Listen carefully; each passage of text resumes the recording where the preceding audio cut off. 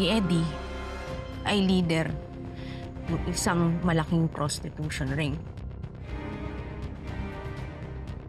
Mahal ang bayad, exclusive. What's worse is the women and the men do not know that they're being sold. They're being drugged so that it seems na parang choice nila. Iilan lang yan sa mga nahak kong litrato ng grupo nila.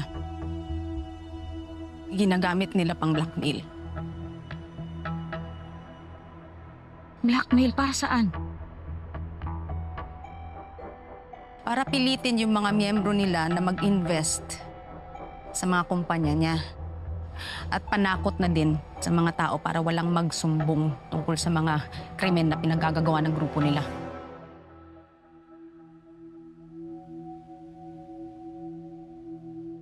Hindi to lumabas sa mga pulis? Of course not. Hawak din niya sa leeg yung mga yun.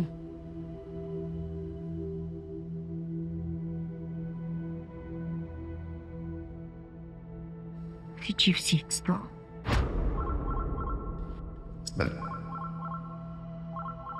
Chief Sixto. Ano? Ano ibig sabihin na tapos na investigasyon? Pero sir... Hello? Sir? Sir?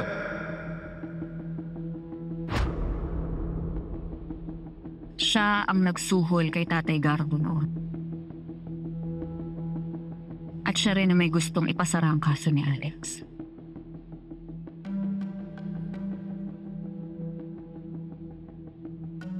Noreen, hindi biro ang mga parokyano ng grupo nila. Bukod sa higher officials and generals, marami sila. Marami silang mga politiko, mga artista, mga malalaking negosyante from everywhere around the world, kaya walang nagsusumbong. Walang nagsusumbong. Tulad ko.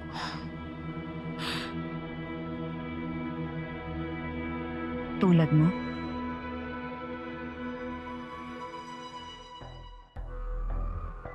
Griselda, ano ibig mo sabihin?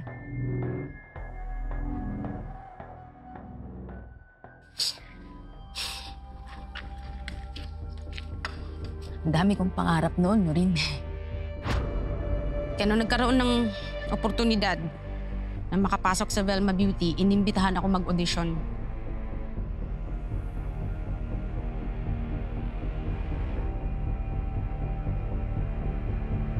Oh, sige lang.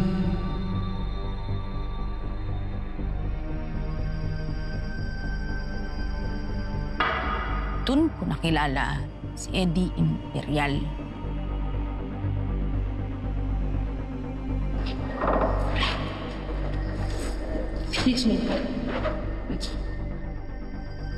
Relax ka lang. Don't go anywhere. Stay there.